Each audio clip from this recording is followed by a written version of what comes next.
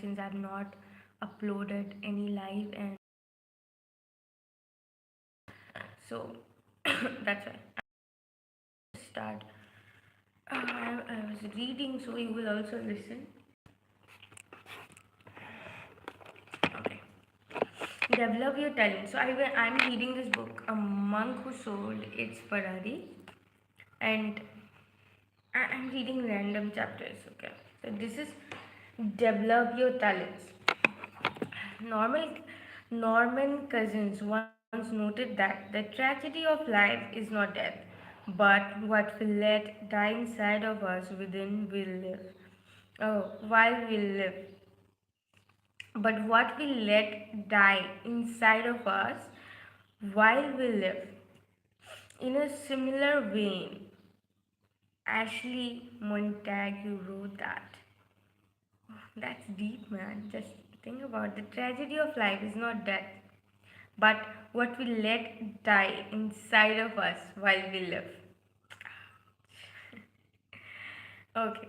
In a similar vein, Ashley Montagu wrote that the deepest personal defeat suffered by human beings is constituted by the differences between what one was capable of becoming and what one has in fact become. There is a difference between simply existing and truly living. There is a distinction between simply surviving and really thriving. The sad thing is that most people have lost sight of the human gifts that lie within them and have resigned themselves to spending the best years of their lives watching television in a subdivision. In my speeches, I often use the following story drawn from ancient Indian mythology to remind the audience that there is an abundance of potential and availability just waiting to be awakened within us if we allow it to see the light of the day. And thousands of years ago, believed that everyone who walked the earth was a god, but humankind abused its limitless power, so the supreme god decided to hide the godhead, the source of all this potential, so that no one could find it. The question then became, where could such a thing be hidden? The first advisor suggested it could be placed deep in the ground, to which the supreme god replied, no. Eventually, someone will dig deep enough to find it.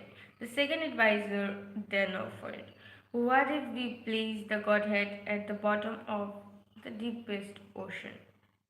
To which the Supreme God responded, no. Eventually, someone will dive deep enough to find it. The third advisor then claimed in, well, why don't we put it on the top of the highest mountain? Which which prompted to Supreme God to reply, no, I'm certain that eventually someone will scale that highest of peaks and find it. After reflecting for some time, the Supreme God found the solution.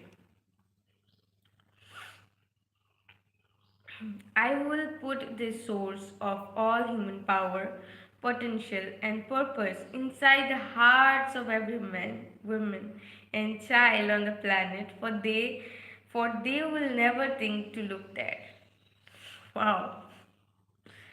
Okay. In all my work with employees of organizations across North America, I see the same thing. Too many people spend more time focusing on their weakness rather than developing their strengths. By concentrating on what they don't have, they neglect the talents they do have. The greatest people mm, who have gone before us all had a simple strategy that ensured their success. They knew themselves. They made the time to reflect on their core abilities, those special qualities that made them unique, and spend the rest of their lives refining and expanding them. You see, we are all endowed with the capacity of genius. Perhaps you have just not taken the time to discover what your personal gifts are and then honed them to the level where you are considered brilliant? Are you using the best within you to its fullest capability? If not, you are not only doing yourself a disservice, you are doing the world and all those within it who could benefit from your unique talents a disservice. Ruskin put it this way: the weakest among us has a gift, however, seemingly trivial, which is peculiar to him, and which worthily used will be gift also to his race. Okay, so what he said, the weakest among us has a gift, however seemingly trivial, which is peculiar to him, and which worthily used will be a gift also to his race. Okay, so what we can comprehend from this chapter: develop your talents. According to author, we all have talents.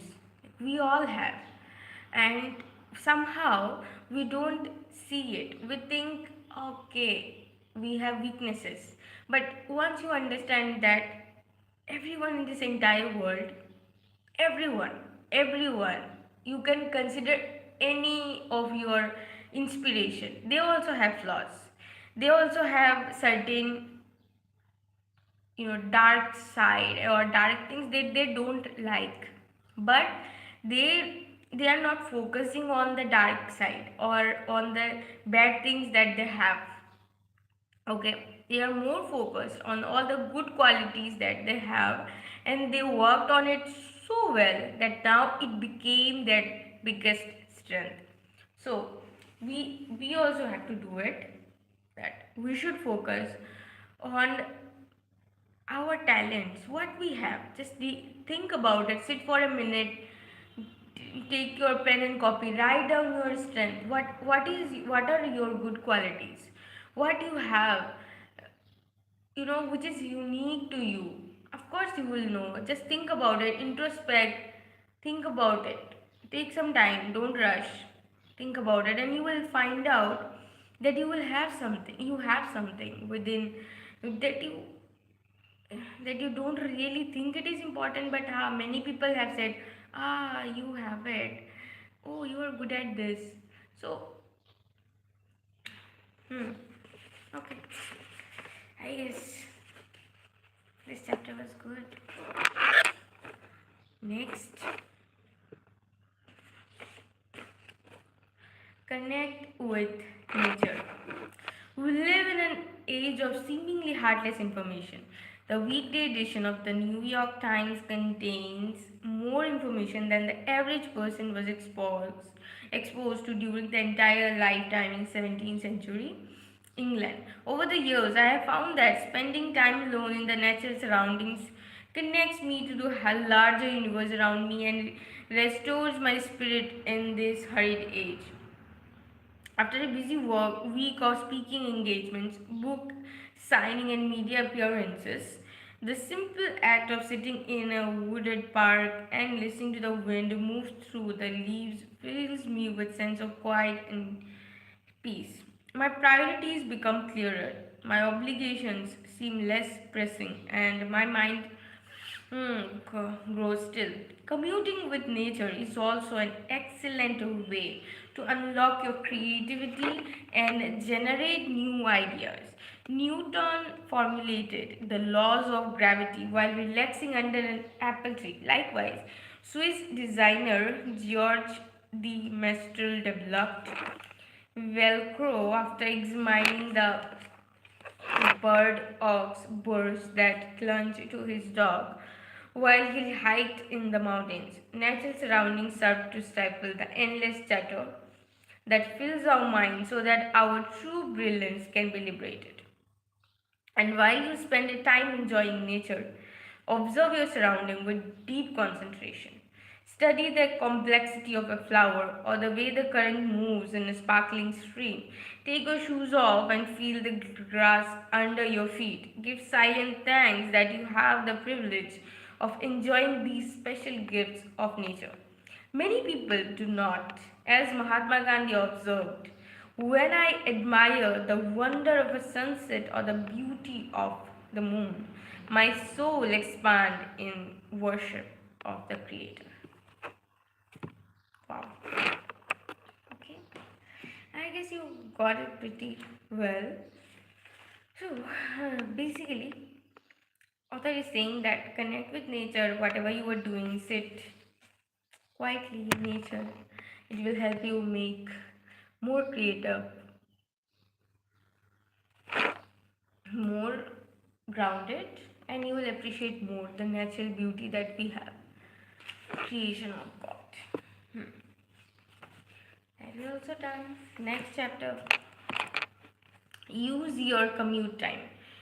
If you commute to the office for 30 minutes each day, every day, after 1 year, you will have spent the equivalent of 6 weeks of 8 hours a day in your car. Given this, you can really afford to spend all the time staring out the window and daydreaming while negative news blares from the car radio.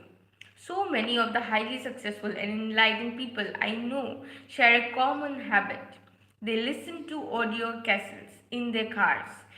In doing so, they transform their driving time into learning time and make their automobiles moving universities, turning your car into a college on wheels. You will be one of the best investments you will ever make. Rather than arriving at work tired, frustrated, and dispirited, listening to educational audio castles or education audio castles make you commute fun and keep you inspired, focused, and alert to the endless opportunities around you. The best way to spot someone truly committed to improvement, life improvement is to ask him whether his car radio is working. The real students of effective living will have no cues because they spend every time of their driving time listening to audio tapes. I cannot tell you how many times I have gone to get into the passenger seat of the car of a successful and fulfilled person and found a small mountain of tapes occupying the place where was to sit. Most of the latest books can now be found on cassettes, uh, along with many of the best motivation programs and life leadership systems. Personally, I try to listen to at least 5 new tapes a month, ranging from the latest business bestsellers to programs on time management, creativity, positive thinking, physical well being, and spiritual satisfaction. Okay, this is also done. So, in this chapter, author was just saying that if you are traveling and you are spending time an hour, half an hour while commuting, then use this time to read, no, listen something good because don't spend the time by daydreaming and just sitting. Use this time to listen to something really good, something great, any lecture. Now this is an old book, right? So now you can listen to podcast of great people like Andrew Huberman who are really good at their field. You can listen to their podcast and or whatever. You can listen to Gita shlokas, like whatever you want to, like read something good. Okay. Go on the news fast. Negative news.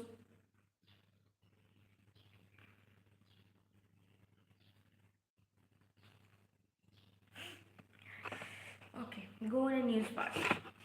Negative news sells. In our society, more people will choose to watch the criminal trial of a celebrity rather than the biography of a truly great human being. A newspaper with a headline revealing the latest strategy.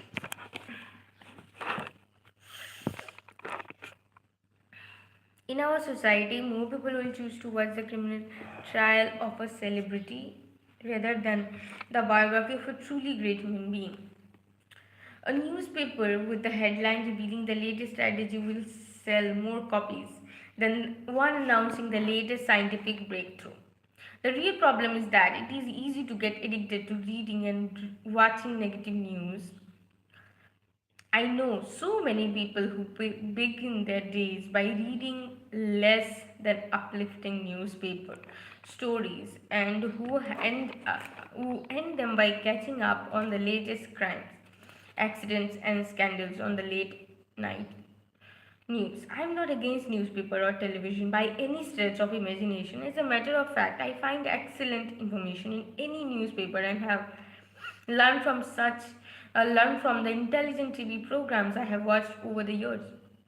My point is simply this: become more selective in the news you expose your mind to. Be more deliberate in the way you read your newspaper and in the way you watch your television. Before you start reading the morning paper, have a purpose in mind. Use it as an information tool to serve you and to make you wiser rather than an excuse to help you pass time. One of the best ways to win yourself from the news addiction that so many of us suffer from is to go on a 7-day news fast. Vow not to read even one negative story in the newspaper or watch even one negative story and watch even one negative news report on television for the next week. You will notice two things. First, you will not really miss out much information. You will still hear about the most important stories of the day from the conversations that circulate around your office and through your encounters at home. Second, you will feel much more peaceful and serene. As well, you will find that the 7-day news fast offers yet another benefit: more time to do things that will truly improve the quality of your life. I already don't consume news and like not at all. It's been many years. I'm consciously not listening to any news channels, any news things. Like it's been a lot. It's been many years. Okay, this chapter is also over. Morning is fast. Okay, get serious about setting goals. Next chapter, 48. If you want to read this, The Monk Who Sold Its Ferrari, chapter 48. Get serious about setting goals. Many speakers and authors encourage you to set goals, but most have never explained why this is such a powerful discipline beyond saying something like something magically happens when you write down your goals on paper.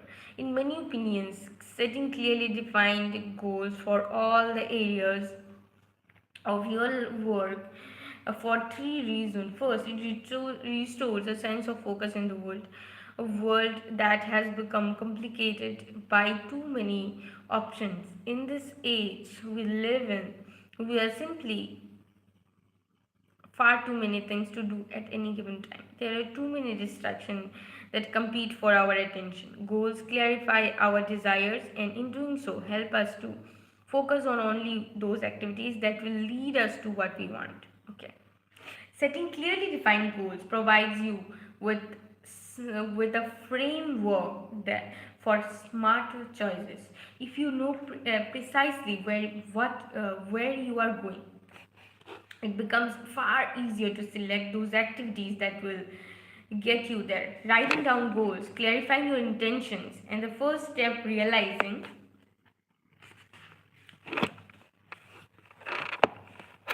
your vision is defining it. As the noble Saul Bellow once observed, a clear plan relieves, mm, relieves, relieves of the torment of choice. Or the author Glenn Blunt wrote, goals and plans take the worry out of living. If you set goals, the actions you will take will be based on the life's mission rather than on your day-to-day moods. The second reason that goal setting works is that it keeps you alert to opportunities. The discipline almost magnetizes your mind to seek out new opportunities that you will need to seize in order to create the personal, professional, and spiritual life you desire. And the third goal, and the third reason goal setting works in the clearly defined goals, committable course of no no. And the third reason goal setting works is that clearly defining goals commit you to course of action. Course of action. They give you the inspiration to act on your priorities and to make things happen in your life rather than waiting for opportunities to land in your lap, which really happens. Selecting goals that engage you, motivate you, is one of the best ways to boost the level of your personal commitment to life and increase the energy you bring to your days. So set big goals. You are only as rich, whether materially or spiritually, as your dreams, or and as advertising genius David Ogilvy put, don't bunt, aim out of the ballpark, aim for the company of immortals. Okay, write down your goals. Next chapter is also over. Remember the rule. Rule number 21. Okay, let me have water.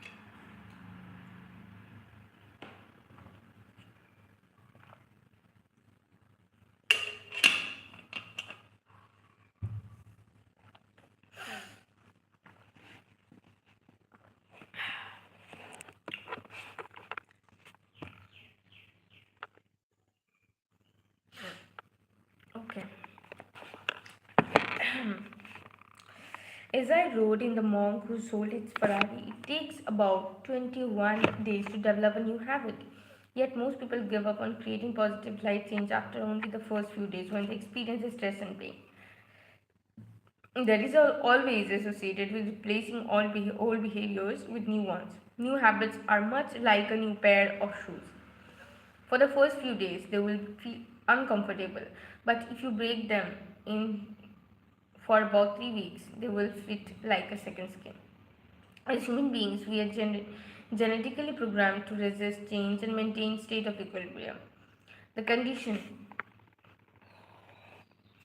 the condition known as homeostasis, evolved naturally over time as a means by which our ancestors could survive constantly changing conditions.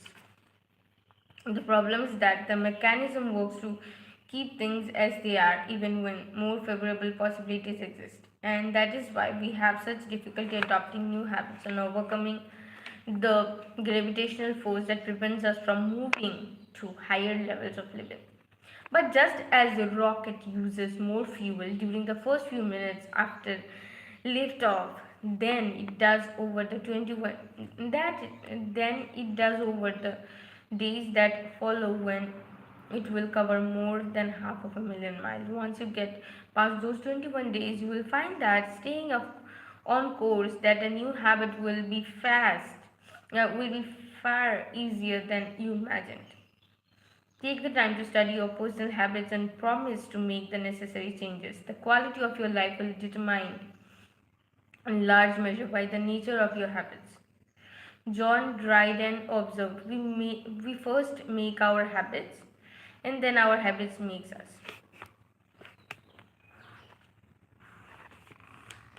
Okay.